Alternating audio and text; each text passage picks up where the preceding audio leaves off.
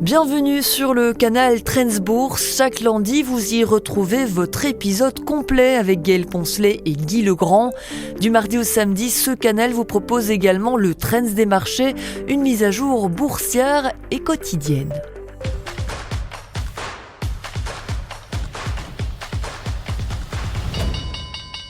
On commence Trends des marchés par les habituels résultats boursiers. Les bourses européennes ont clôturé en baisse après une série d'indicateurs préoccupants pour le marché de l'emploi aux États-Unis, avec un doublement des annonces de licenciements en janvier, une nette hausse des inscriptions hebdomadaires au chômage et une chute des postes vacants à un plus bas depuis 2020.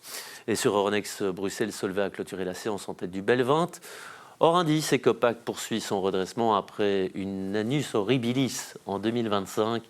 Melexis a de nouveau lourdement chuté sur fond de correction des valeurs technologiques. Le groupe grec Vioalco a également nettement corrigé hors indice. Et on enchaîne ce Trends des marchés avec notre invitée. Bonsoir Caroline. Caroline, on commence avec l'annonce de la BCE. Elle maintient, la Banque Centrale Européenne maintient ses taux directeurs inchangés. Ils sont compris dans une fourchette entre 2 et 2,40%. La présidente Christine Lagarde estime même que notre économie est, comme on dit, résiliente. Elle résiste plutôt bien. Oui, effectivement. Bonsoir Loïc, tout d'abord. Et effectivement, donc, elle a invoqué plusieurs arguments. Et d'abord, le taux de chômage, qui reste relativement faible. Elle a évoqué aussi le bilan du secteur privé, donc des entreprises, qui est assez sain.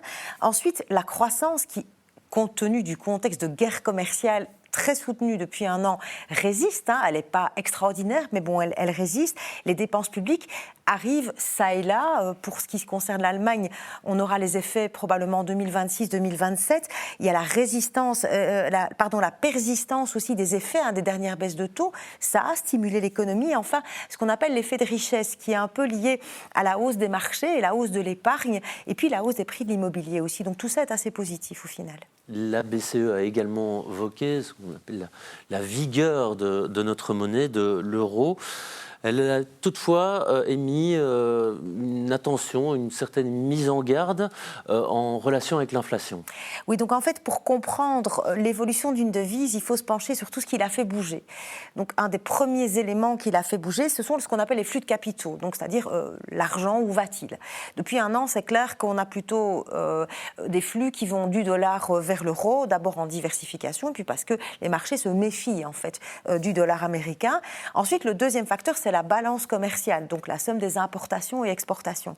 La zone euro est exportatrice, donc avec un euro qui est fort, elle exporte plus cher, et elle importe souvent des produits bon marché, fabriqués bon marché, notamment ce qui vient de Chine, ce qui pousse évidemment aussi tout ça, l'inflation à la baisse.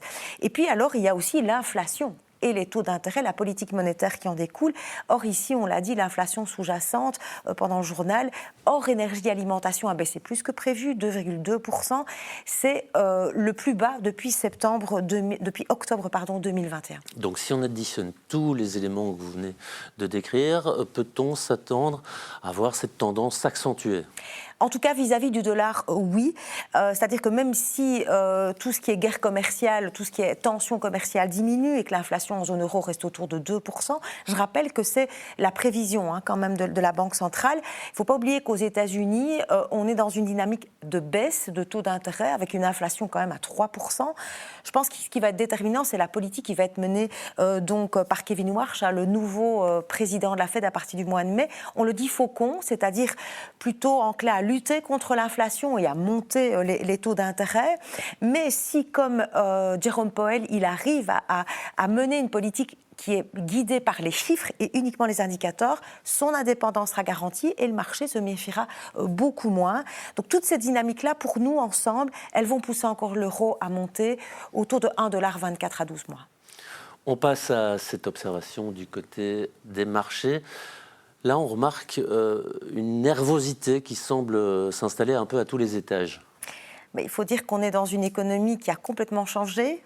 L'économie est multilatérale. Les alliances aujourd'hui sont clairement tactiques. On le voit avec l'accord commercial signé entre l'Inde et les États-Unis et même avec l'Europe. On a cette crainte autour de la bulle de l'IA. Une rotation aussi assez importante vers les actions dites de valeur, donc la finance, tout ce qui est infrastructure ou encore industrie. Donc la dynamique 2025 est encore là. On le voit avec les bénéfices du 4e trimestre qui sont assez bons, mais les tensions restent très fortes et le marché est nerveux et plus sélectif aussi. Donc si on comprend bien, le contexte est complexe. Alors la question, c'est comment se positionner dans cet environnement ? Nous, on estime qu'on est dans un scénario boucle d'or, c'est-à-dire qu'on a une inflation qui est modérée et une croissance qui est réelle, mais qui n'est pas extraordinaire. Dans ce contexte, on est dans un mode qu'on appelle risk-on, mais modéré. Donc on surpondère les actions, en particulier le monde émergent, la Chine et le Japon, les matières premières, mais il faut être flexible, c'est-à-dire qu'il faut être capable de se repositionner si le cycle économique faiblit. Donc il faut garder des liquidités, il faut être aller prudent avec la volatilité, donc conserver du cash, de l'or, et avoir des sources décorrélées de rendement, notamment du private equity et des investissements alternatifs. On retient donc le scénario boucle d'or pour se positionner. Merci Caroline d'être passée nous voir.